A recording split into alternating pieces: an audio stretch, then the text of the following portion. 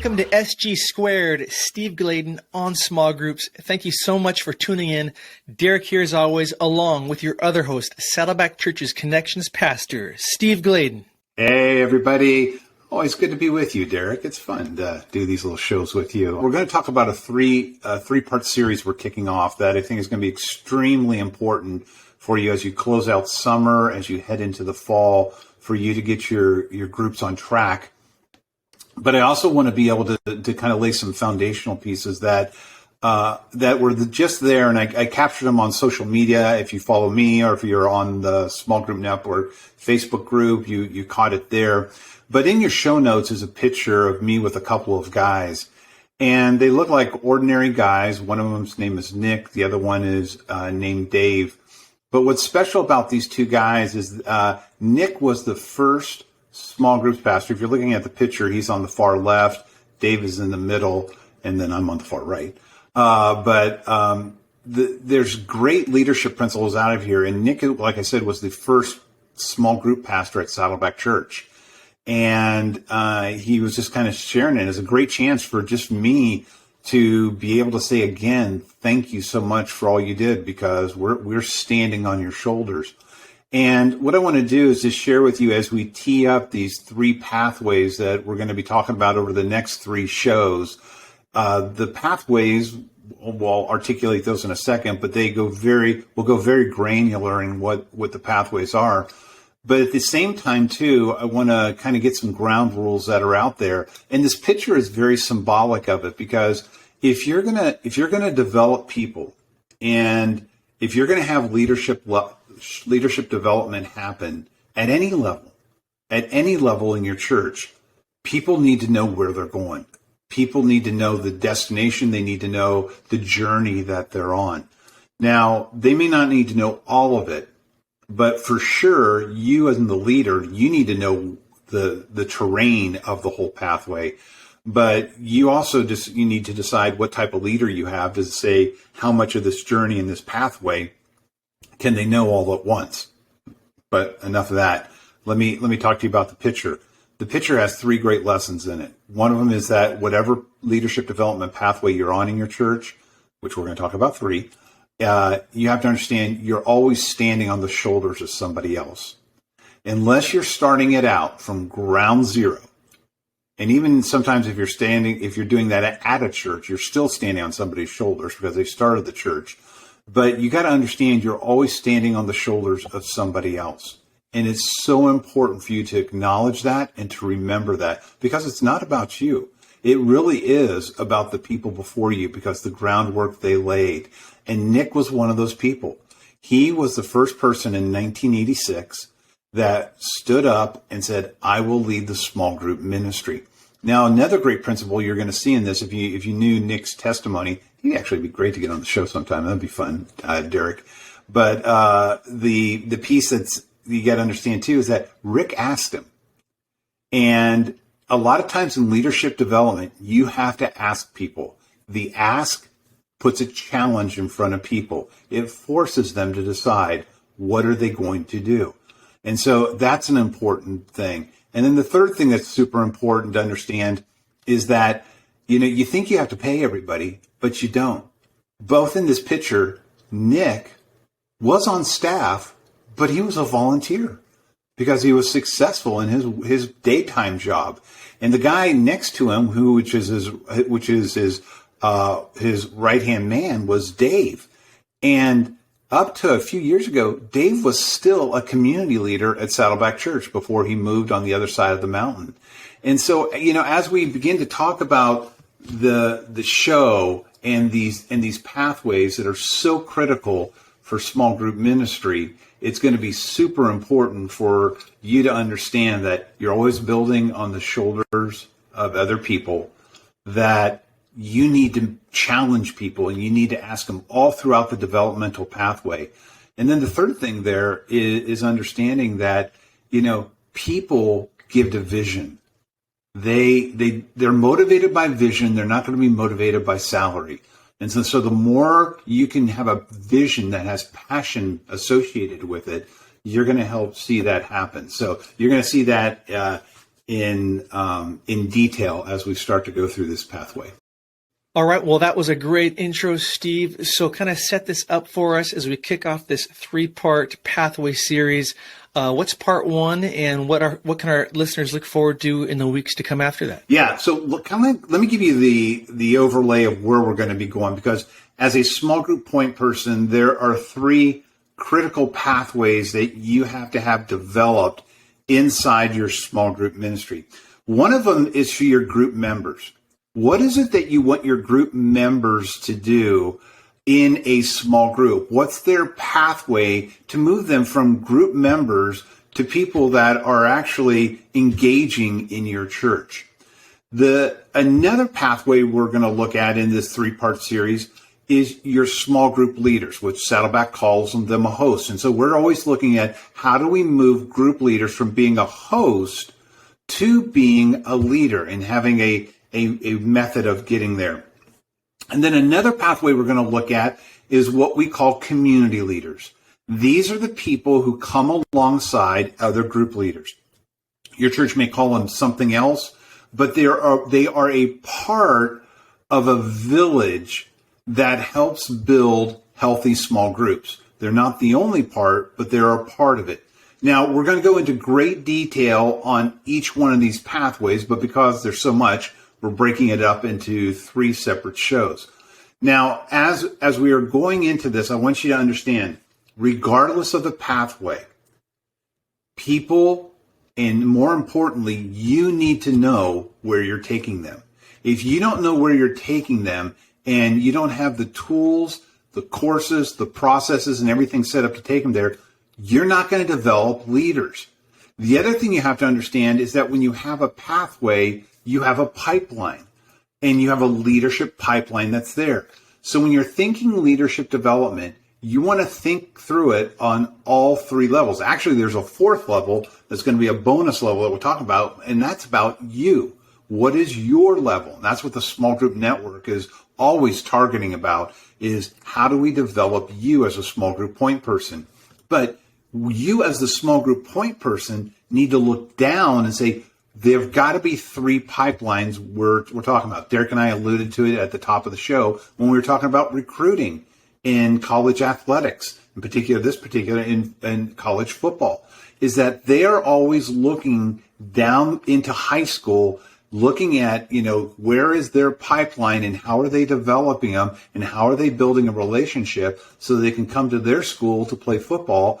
And generally they come to a better school, not Washington Huskies, that will help them develop to where they want to get to. And most times in that, it's the NFL or, however God's gifted them.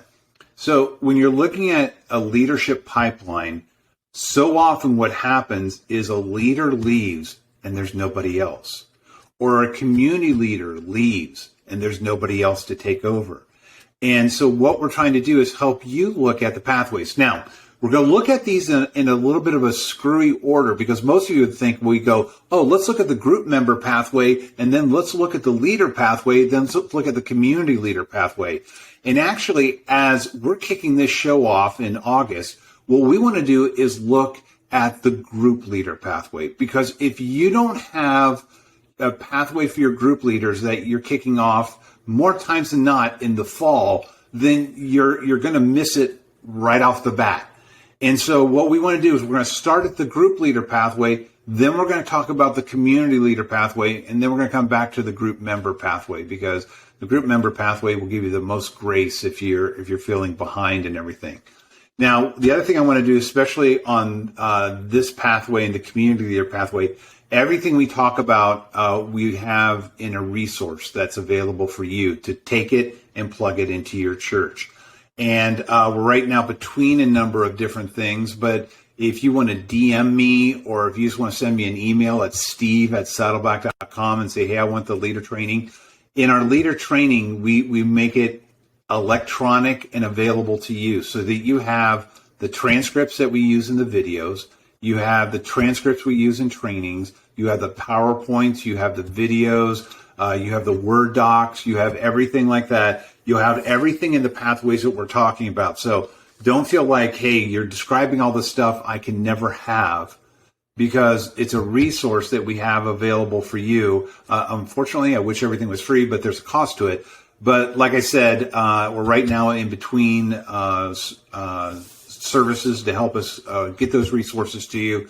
So we will get those to you just as soon as you want, and you can just email me at steve@saddleback.com. The other thing I'm going to tell you in the show notes, besides the picture of the three guys, that was me with two other guys, is a picture of the leader pathway that we're going to talk about right now. So Derek, without any further ado, let's tee up this video. If you're on YouTube or any one of our medias with video, you can watch it very easily, or you can just go to the show notes, grab the picture, and kind of follow along as best you can. But I think your best pleasure will be watching it through YouTube. Hey, Saddleback small group host. This is Steve Gladen. I'm the pastor of Connections here across our campuses, and I'm excited to walk through with you a development pathway that, whether you know it or not, we're hoping to take you on a spiritual journey to help you not just be a host, but to bring out the leader in you so that you can have an eternal destiny on people's lives. Now, when you signed up to lead a group, it was just, gathering a couple of your friends and following a very simple acrostic called HOST. The H was have a heart for people. The O was open up a place. Didn't matter whose place it was, just a place. Serve a snack, and then turn on a video. And it was a very simple way to start out, much like when Jesus called the disciples in Matthew 4. It was just follow me. And slowly but surely, he moved them through a developmental process that helped them to change the world.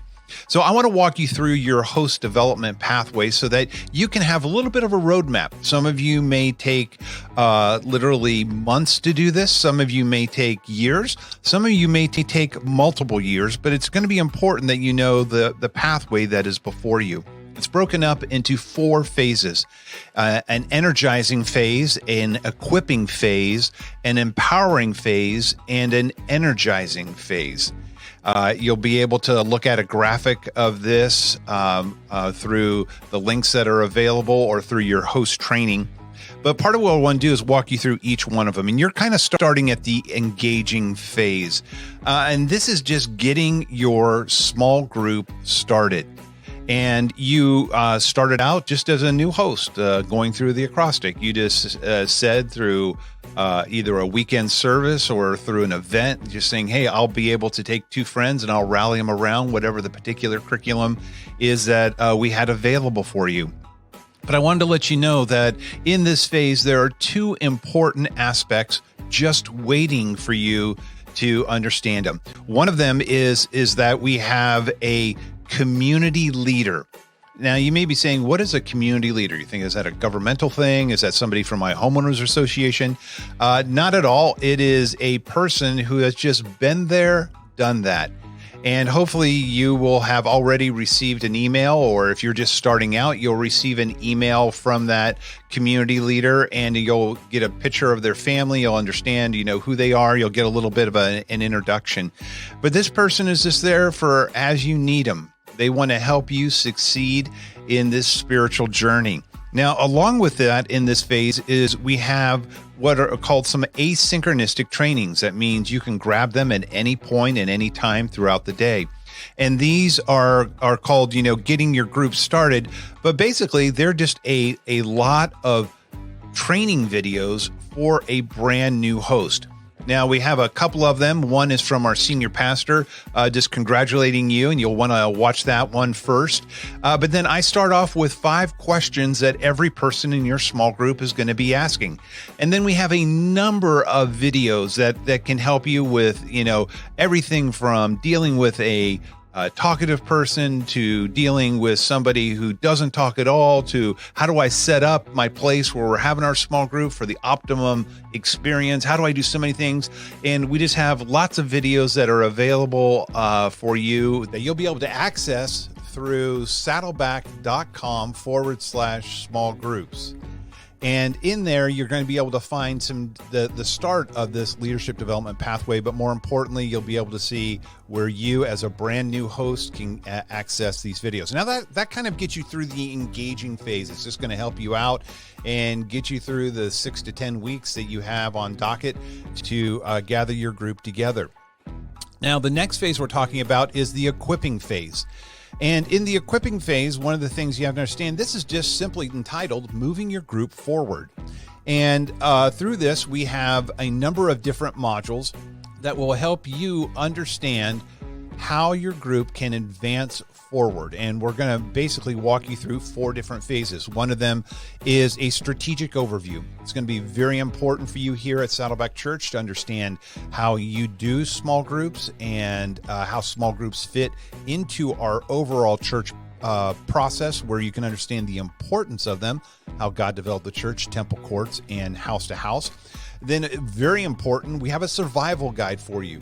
That these are the top tips that hosts before you have said they needed for their group to make it in this equipping phase. Then in the third part of it is we're going to talk to you about spiritual health. We're going to introduce you to a spiritual health assessment, again, that you're going to be able to get at that website that I told you about, saddleback.com/small groups. Under health checkup, you'll be able to see some different things right there that we have. We have 2 important little assessments that you can do, and we've talked to you about one of them right now. We'll talk to you about another one in the next phase, but it's about spiritual health, because speed of the leader, speed of the group. And we want you to grow spiritually in each one of the 5 biblical purposes. And so we have an assessment that will help you and a planner that will come along with you and take you through a new place. After that, we'll introduce you to the systems that we have to support you. We understand that this doesn't happen by accident. We know that the enemy is not going to want your small group to flourish, but we want to put the systems and the support around you that can help you be the best small group that Saddleback has to offer. Now, when you start to move through this process of the equipping and into the empowering phase, what you're going to understand is that you're going to see that as we focused on spiritual health for the individual, and we want you to be able to take the health assessment that you take to your small group leaders. But then we're going to talk to you about the next phase of training, the empowering phase. And that is, how do you balance the 5 purposes that God gave us in the Great Commission and the Great Commandment in your small group? Now, in this empowering phase, it is just made up of simple modules to help you understand what does it mean to worship, what does it mean to fellowship, discipleship, serve, evangelize, and then, take the group assessment inside your small group. Now, one of the exciting things is that we have a group assessment that we'll be introducing you to. Again, if you want to get a little snapshot of that, you can go to saddleback.com/small groups to be able to look at our health assessment on group health. And so we want you to be able to understand that in the empowering phase, it's super important that you understand what does it look like in your small group. Now, what I'm excited about is that in this particular phase is that we give you practical ideas, and also when you signed up to be a host, whatever campus you're at, you are receiving a monthly newsletter that gives you 5 ideas on each one of the purposes that you could do in your group that particular month, kind of helping you as a small group leader balance those 5 purposes. Now, remember, when we talk about balance, we're not talking about equal parts. We're talking about balance in the sense of a verb, that you learn to harmonize those 5 biblical principles throughout your group over the period of 6 months. Then we move to the final phase, which is the energizing phase. And this is where we're helping you sharpen your leadership skills. We have huddles that happen for small group hosts. We have gatherings that we're going to be doing church-wide every year, probably right before a campaign happens. And then we're always having numerous resources, again, at that wonderful URL I keep mentioning to you about, which is saddleback.com/small groups, where you'll be able to get all the latest updates and articles and resources that we have for your small group to be balancing the 5 biblical purposes that Jesus prayed in John 17, that he modeled for us in Acts chapter 2, that we see played throughout the New Testament, but more importantly, that he spoke to us in the Great Commission and the Great Commandment. Now, this pathway is how we're going to take you from just being a host that is signed up with 2 people to being a bona fide leader in our church, where you can have an eternal destiny change in some person's life of those people in your small group. So I just want to encourage you, if you have questions, to contact us, and just know that we are here to serve you throughout this development pathway. God bless you. Well, there was part 1 of this pathway series. Steve, great job. Clearly, all of us want to take a host to be a leader. And in the future show, we're going to talk about how you need the village that makes a healthy group, and then the development pathway for community leaders to become a minister. Steve, did I miss anything? No, you're right, because there's 2 elements that have to surround your groups. You have to have a village to raise them. You know, the idiom takes a village to raise a people. And in that village, there's lots of village members, but there's a primary person, which is the community leader. And then, as Derek just mentioned, we're going to share with you how you're going to move a community leader to a minister, and all as a volunteer. Well, we hope this episode encouraged you. We hope it equips you to lead small groups better. Hey, do us a favor and subscribe to this podcast from wherever you're listening, and give us a 5-star review. And you can even tell us how crazy and odd we are as hosts. But I'll do my best to find those reviews and read them on a future episode as a way of saying thanks. That could kind of be a fun thing to do. So until next time, everybody, goodbye. See you later, guys.